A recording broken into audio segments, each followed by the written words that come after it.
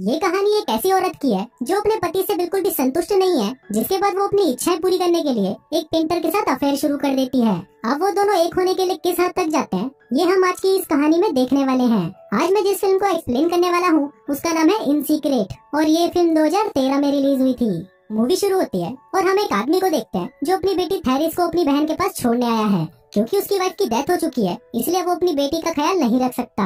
वो अपनी बहन को कुछ पैसे देता है और कहता है कि मैं जल्दी ही वापस आकर अपनी बेटी को ले जाऊंगा। उसकी बहन का नाम मैडम रिक्विन था और उसका एक बेटा भी था जो हमेशा बीमार रहता था। अब मैडम के पास एक्स्ट्रा रूम ना होने की वजह से वो थेरिस को अपने बेटे के रूम में ही सुलाती थी। वहीं थेरिस अपने फादर को याद किया करती थी इस उम्मीद में कि वो एक दिन आकर उसे वापस ले जाएंगे, लेकिन उसके फादर कभी भी वापस नहीं आए। अब ऐसे ही वेट करते करते थेरिस अब बड़ी हो चुकी थी और अब वो रोज एक मजदूर को देखकर खुद को संतुष्ट किया करती थी। फिर ऐसे ही एक दिन जब वो वापस आ रही थी तभी बाहर उसे मैडम का बेटा कमिल मिलता है। थेरिस उसे बोलती कि मुझे किस दो, लेकिन कमिल यहाँ पर उसके इरादे समझ नहीं पाता और उसे गाल पर किस करता है। इस पर थेरिस उसे बोलती है कि इस तरह नहीं, दरअसल थेरिस चाहती थी कि वो उसके होठों पर किस करे। तभी वहाँ पर मैडम आती है और थेरिस को बताती है कि उसके डैड नहीं रहे। साथ ही यहाँ पर उसको ये भी पता चलता है कि कमिल की पेरिस में जॉब लग गई है और वो सभी अब पेरिस में शिफ्ट हो रहे हैं। लेकिन वहाँ जाने से पहले मैडम थेरिस को बताती है कि तुम दोनों अब शादी कर रहे हो। अब थेरिस के पास और कोई रास्ता नहीं था, इसलिए उसे ना चाहते हुए भी कमिल से शादी करनी पड़ती है। इसके बाद ये तीनों पेरिस शिफ्ट हो जाते हैं, जहाँ पर कमिल अपनी जॉब ज्वाइन कर लेता है। दूसरी तरफ हम थेरिस को देखते हैं जो अपनी शादी से बिल्कुल भी खुश नहीं थी और उसे ऐसा लग रहा था कि वो एक जेल में है। कमिल दिन भर काम करता था और रात को घर आता था। उसे भी ये काम करना पसंद नहीं था, लेकिन अब उसके ऊपर थेरिस और उसकी मॉम की जिम्मेदारी भी थी। ऐसे ही एक रात जब वो घर आता है तो थेरिस उसके सामने अपने कपड़े उतारने लगती है। वो उसके साथ घचाघच करना चाहती थी, इसलिए वो उसे रिझाने की कोशिश करती है। लेकिन कमिल को इन सब चीजों में कोई इंटरेस्ट नहीं था, क्योंकि वो बचपन से ही बीमार था, इसलिए उसमें ये सब करने की बिल्कुल भी क्षमता नहीं थी। फिर एक दिन कमिल अपने बचपन के दोस्त लॉरेन को घर पर लेकर आता है, जो कमिल के साथ ही उसके ऑफिस में काम करता था। वहीं मैडम भी लॉरेन को पहचान लेती है और वो उसे देखकर बहुत खुश होती है। लॉरेन एक आर्टिस्ट होता है जो कि पेंटिंग्स बनाने में बहुत ज्यादा अच्छा था। इसके बाद जब सभी बातें कर रहे होते हैं तभी वहाँ पर थेरिस लॉरेन को घूरने लगती है। वो अंदर ही अंदर उसे पसंद करने लगती है और वहाँ पर लॉरेन भी उसे नोटिस कर लेता है कि थेरिस उसे देख रही है।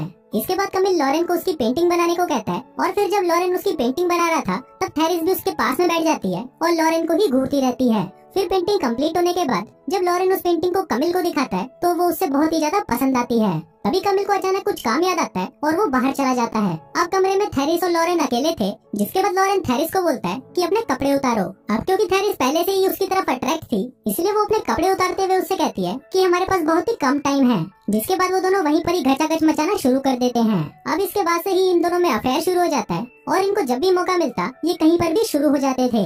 अब थेरिस कुछ न कुछ बहाना बनाकर बेडरूम में चले जाया करती थी, जहाँ पर लॉरेन पहले से ही मौजूद होता था। जिसके बाद वो दोनों घंटों घंटों तक एक दूसरे की बजाया करते थे। अब यहाँ पर थेरिस लॉरेन के प्यार में इतनी पागल हो चुकी थी कि वो लॉरेन से कहती है कि तुम मुझे पहले क्यों नहीं मिले, लेकिन साथ ही उसे ये भी डर था कि कहीं लॉरेन उसे छोड़ ना दे। दूसरी तरफ हम कमिल को देखते हैं, जिसे अब लगने लगा था कि थेरिस कहीं खोई खोई सी रहती है और उसे ऐसा लग रहा था कि वो उसके पास होते हुए भी उससे दूर है। लेकिन तभी वहाँ लॉरेन उसे बोलता है कि तुम बस उससे प्यार करो और धीरे धीरे सब कुछ ठीक हो जाएगा। फिर उसी रात कमिल थेरिस के साथ धुआंधार घपाघप करता है, लेकिन यहाँ पर थेरिस उसे बिल्कुल भी संतुष्ट नहीं होती।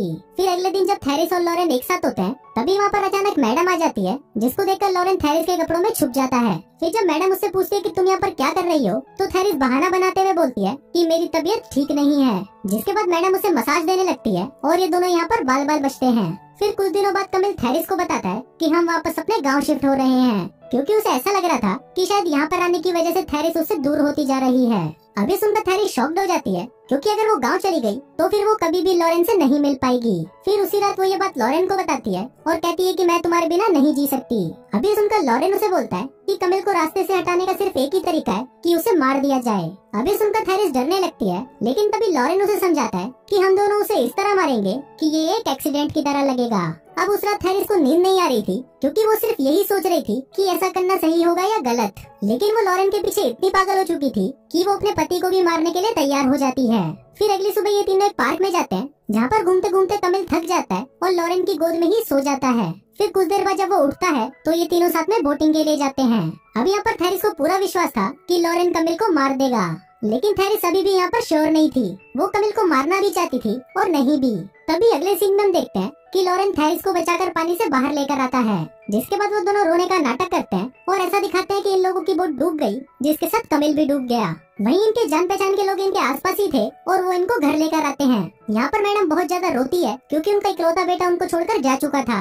दूसरी तरफ लोग मिलकर कमिल की बॉडी ढूंढने लगते हैं और फाइनली उनको उसकी बॉडी मिल जाती है और उसका फ्यूनरल कर दिया जाता है। फिर उसी रात थेरिस और लॉरेन घचाघच करते हैं और अब ये दोनों हमेशा हमेशा के लिए एक हो चुके थे। फिर एक दिन हम मैडम को देखते हैं जो थेरिस पर गुस्सा कर रही होती है। वो उसे कहती है कि तुमने कमिल को डूबने कैसे दिया और अगर वो डूब गया तो तुम कैसे बच गई। वो बहुत ज्यादा दुखी थी।